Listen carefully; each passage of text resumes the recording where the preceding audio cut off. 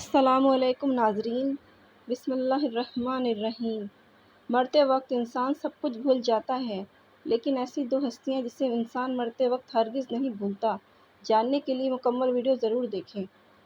عام طور پر یہ تصور کیا جاتا ہے کہ زندگی کے آخری لمحات میں ایک جنگ سی چل رہی ہوتی ہے۔ انتقال کرنے والے شخص کا چہرہ دیکھ کر یوں لگتا ہے جیسے وہ سو رہا ہو۔ چہرے پر بہت عام تاثرات ہوتے ہیں۔ ایسا لگتا ہے کہ موت کا عمل آخری سانس لینے سے ایک ہفتہ قبل شروع ہو جاتا ہے۔ اس دوران صحت متاثر ہونے لگتی ہے، جسم کمزور پڑنے لگتا ہے، چلنے میں دشواری پیش آنے لگتی ہے اور غنودگی طاری رہتی ہے۔ آخری لمحات میں کھانا پینا مشکل ہونے لگتا ہے اور کسی شخص میں طاقت نہیں کہ خدا کے حکم کے بغیر مر جائے۔ اس نے موت کا وقت مقرر کر کے لکھ رکھا ہے، اور جو شخص دنیا میں اپنے اعمال کا بدلہ چاہے اس کو ہم یہی بدلہ دے دیں گے، اور جو آخرت میں طالب ثواب ہو اس کو وہاں اجر عطا فرمائیں گے، اور ہم شکر گزاروں کو عنقریب بہت اچھا صلہ دیں گے۔ سورہ آل عمران کی آیت نمبر 145 میں مرتے وقت انسان کے دل و دماغ سے ہر چیز نکل جاتی ہے، سب کچھ بھول جاتا ہے، اپنا مال و دولت، محل، عزیز و اقارب، رشتہ دار، سب کچھ بھول جاتا ہے۔ مگر مرتے وقت انسان دو لوگوں کو بہت زیادہ یاد رکھتا ہے۔ وہ دو لوگ ہرگز نہیں بھولتا۔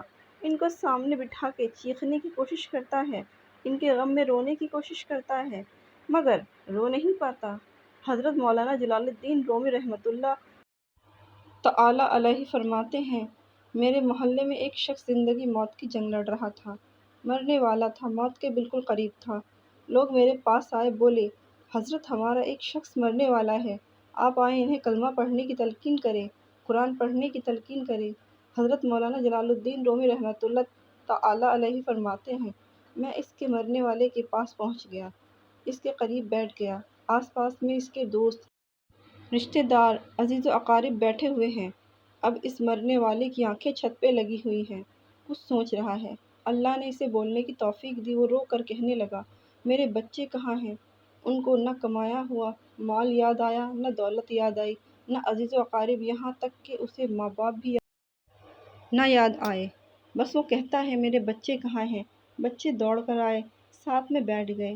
پھر کہتا ہے، میری بیوی کہاں ہے؟ بیوی دوڑ کر آئی اور ساتھ بیٹھ گئی۔ اب کہتا ہے، تمہیں دیکھ کر میرا دل رو رہا ہے، سوچ رہا ہوں کہ میرے مر جانے کے بعد میرے بچوں کا کیا بنے گا۔ انسان جب مرتے وقت بچوں کو دیکھتا ہے، اللہ تعالیٰ جب اسے دیکھنے کی توفیق دیتا ہے، ہمت دیتا ہے، جب آخری بار بچوں کو دیکھتا ہے تو وہ یہ بھول جاتا ہے کہ میرے مرنے کے بعد میرا کیا بنے گا۔ یہ سوچتا ہے کہ میرے مرنے کے بعد میری اولاد کا کیا بنے گا۔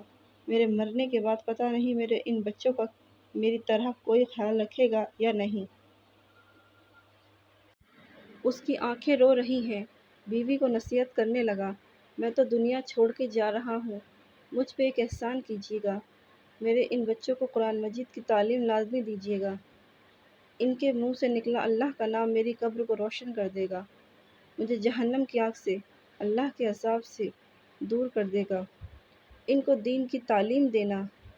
ایک واقعہ ملاحظہ فرمائیں۔ حضرت سیدنا موسیٰ علیہ السلام کا ایک قبرستان سے گزر ہوا۔ آپ صلی اللہ علیہ وسلم نے دیکھا، قبرستان میں ایک قبر کے اندر مردے کو دردناک عذاب دیا جا رہا ہے۔ مردہ عذاب میں مبتلا ہے، اس کو قبر جہنم کے گھڑوں میں سے گھڑا بنی ہوئی ہے، مردہ عذاب میں مبتلا ہے، چیخو پکار کر رہا ہے۔ حضرت سیدنا موسیٰ علیہ السلام آگے چلے گئے۔ کام کرنے کے بعد واپسی جب اسی راستے سے گزر ہوا، آپ نے دیکھا وہی جہنم میں جلنے والا شخص جس کی قبر میں عذاب دیا جا رہا تھا، اب وہ شخص جنت میں ٹہل رہا ہے، اس کی قبر جنت کا باغ بنی ہوئی ہے۔ آپ علیہ السلام نے دونوں ہاتھ اٹھائے، عرض کیا، میرے مالک، تھوڑی دیر پہلے میں یہاں سے گزر رہا تھا، یہی قبر جہنم کے گھڑوں میں سے گھڑا بنی ہوئی تھی، تھوڑی دیر کے بعد یہ جنت کے باغوں میں سے ایک باغ کیسے بن گئی؟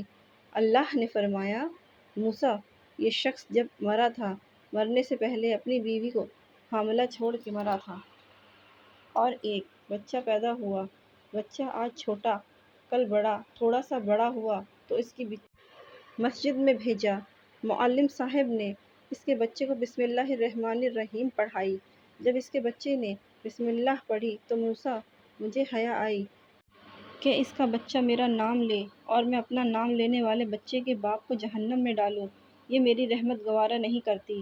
اس لیے ہمیں چاہیے کہ اپنے بچے کو قرآن مجید کی تعلیم دیں۔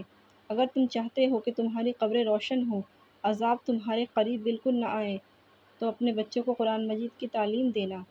حضرت مولانا جلال الدین رومی رحمۃ اللہ تعالیٰ علیہ فرماتے ہیں، جو شخص توبہ کرتا کرتا یہ کہتا ہے کہ میرے بچوں کو قرآن کی تعلیم دینا، ایک دم اس کی زبان لڑکھڑانے لگی، اس کا بدن کانپنے لگا، موت کا فرشتہ آ گیا روح نکالنے کے لیے۔ فرماتے ہیں جب انسان کی روح نکلتی ہے تو اس کا منہ کھل جاتا ہے، دونوں ہونٹ ایک دوسرے سے جدا ہو جاتے ہیں۔ انسان کی روح انسان کے پیروں سے نکلتی ہوئی اوپر کی طرف آتی ہے، جب دل اور پھیپھڑوں تک پہنچتی ہے تو یہ وہ لمحہ ہوتا ہے، یہ وہ وقت ہوتا ہے کہ جب انسان زندگی میں پہلی بار فرشتے اور شیطان کو دیکھتا ہے۔